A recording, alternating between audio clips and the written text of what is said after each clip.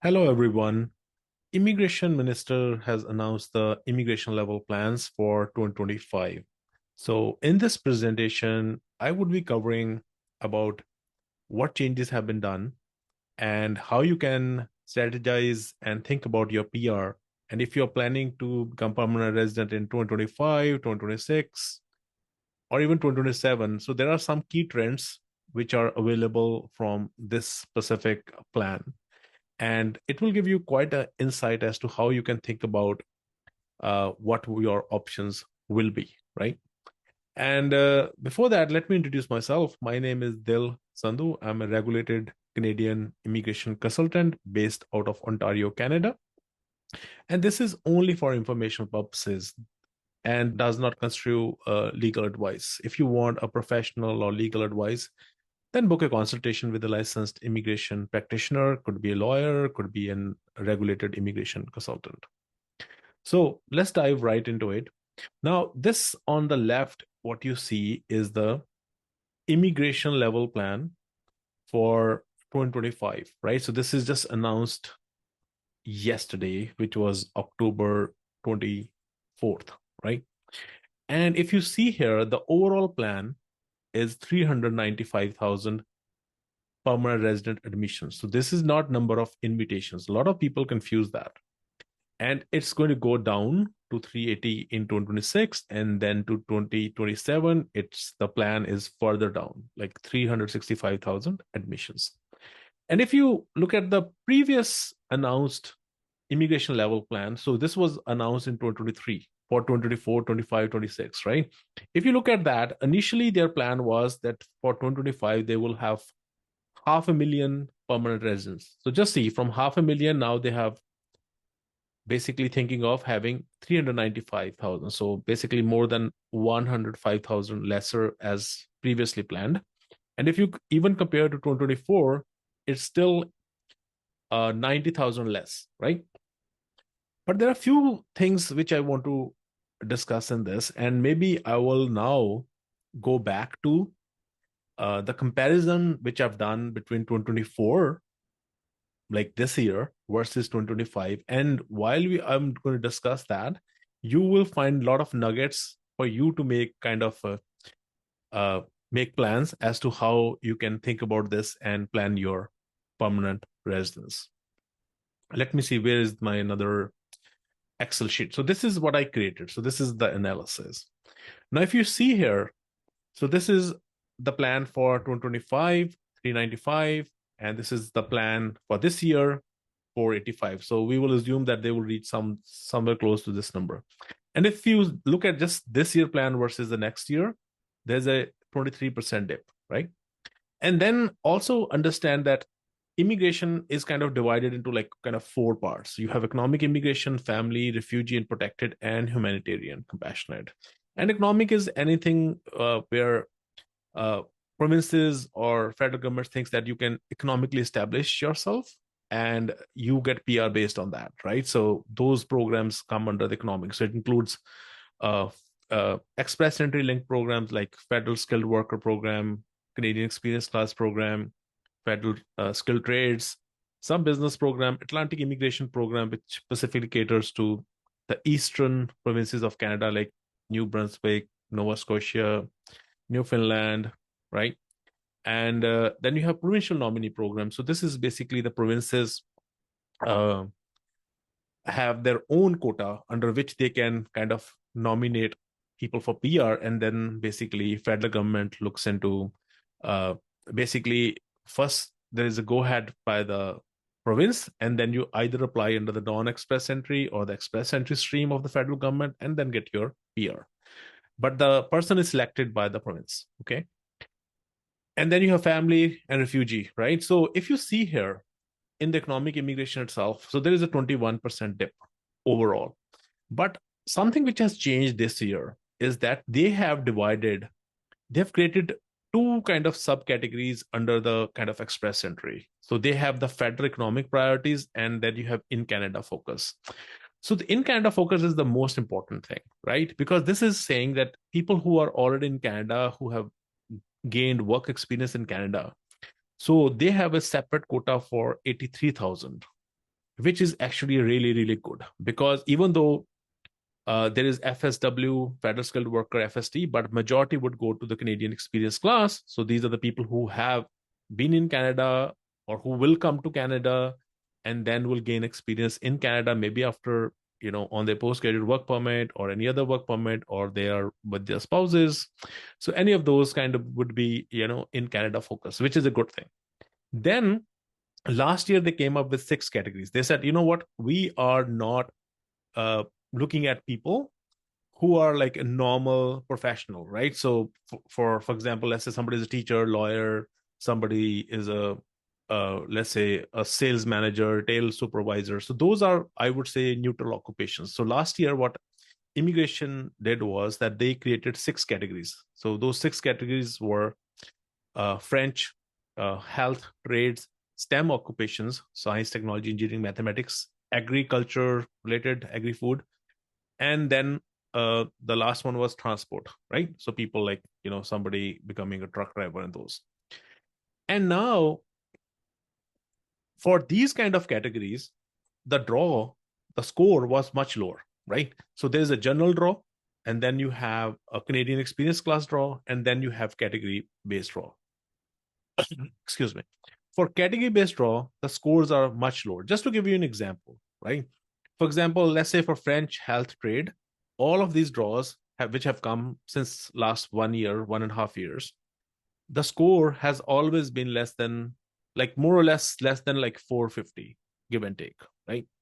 Whereas in case of a general draw or Canadian experience class draws, the scores has been above 500. So to compete, let's say somebody is a student who did 2 year diploma, or somebody is in Canada after a bachelor's or whatever, to get a 500 score is really hard.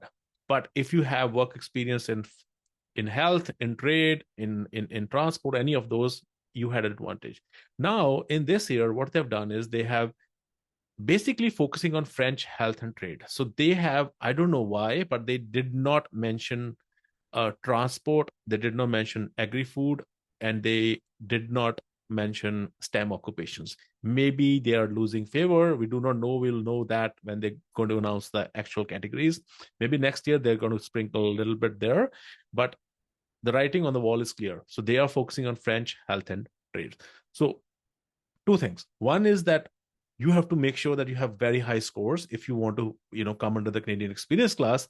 But even if you are outside Canada or you are inside Canada, your chances of getting a permanent resident or invitation would increase precipitously if you have like French health or trade kind of experience and you qualify under the category. So I can, you can always kind of book an appointment if you want to understand and strategize in depth about how these things will play out and how you can maximize your chances. Okay. And then you have Atlantic Immigration Program, 5,000 this 2025 plan versus 6,500, so 30% dip, and so on and so forth. So it's a bloodbath, all other categories, right? So even spouse sponsorship, they have reduced the quota as compared to 2024, and parents, grandparents. So 32,000 was for this year, and for next year is 24,500. At least it's there, right? And then if you look at the refugees as well, which is a new favorite for so many people who want to become protected persons, and some of them may not be even kind of qualify, but they somehow wants that. So just to gain a little bit of a work experience, and they don't see any other option. Yeah, so I don't want to talk more about that, but in general, if even refugee and protected persons, there is a dip of 30%, right? Humanitarian as compared to this year, obviously there is a dip. And then another thing which I really want to emphasize is the French target, right? So French target for 2025 is 29,325, and this is also 11% increase. Now if I go back to the slide as well, if you see French, so French is the only one which is increasing pretty much, right?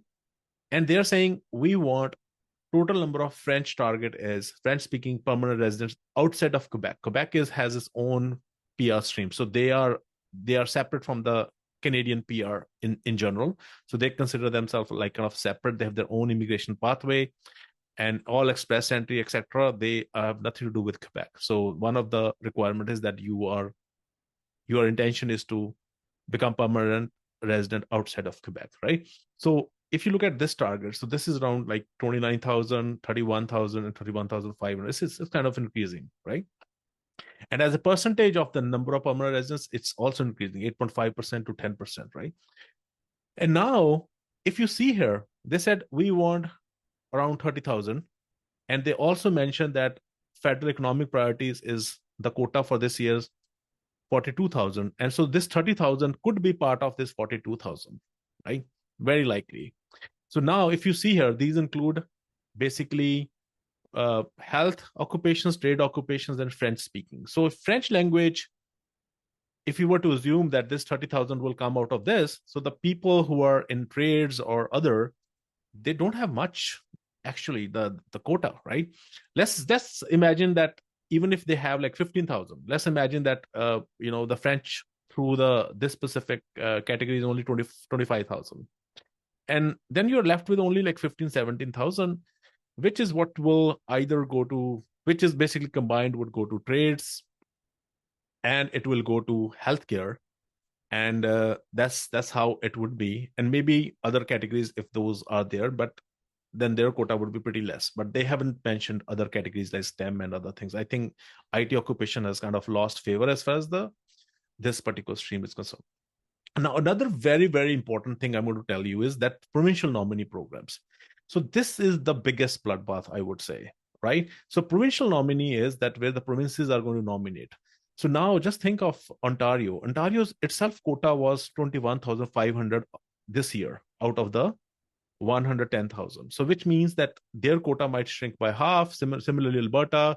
And just think about what will happen to some of those provinces like Nova Scotia and those. Their quota would be slashed even if it's slashed further. Plus, Atlantic immigration programs is also reduced. So a lot of these students who have gone to eastern provinces so that they have an easy PR pathway, they might find it more challenging because now given such a scarcity, right? Very, very fewer options. So these provinces might prioritize people who have studied from their province or who have certain priority occupations or who have work experience in certain priority occupations. So it will become more and more challenging. Similarly, in Ontario, so a lot of streams are expression of interest streams, which means that they are first you create a profile and then you will get a score, and the people with a very high score might have a chance as compared to others, right? So in a way, it's such a bad news for people who are kind of opting on the provincial nominee programs. So now if I were to summarize, so what I would say is that if you are planning to come to Canada on a study permit, on a work permit, in a way it is a good news because Canada is favoring people who have work experience in Canada. But on the other side, right, if you are a general if you are a person outside of Canada and you want a PR, then you have to focus on French. French is something which is important.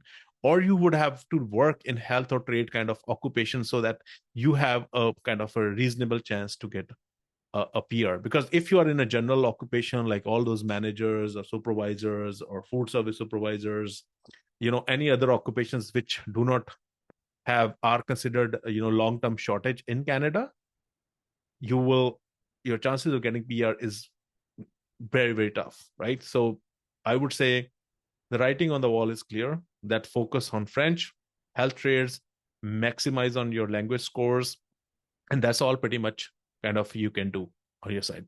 So if you haven't subscribed earlier, please do subscribe to the channel. I have been getting a lot of videos, and I think you will find them valuable.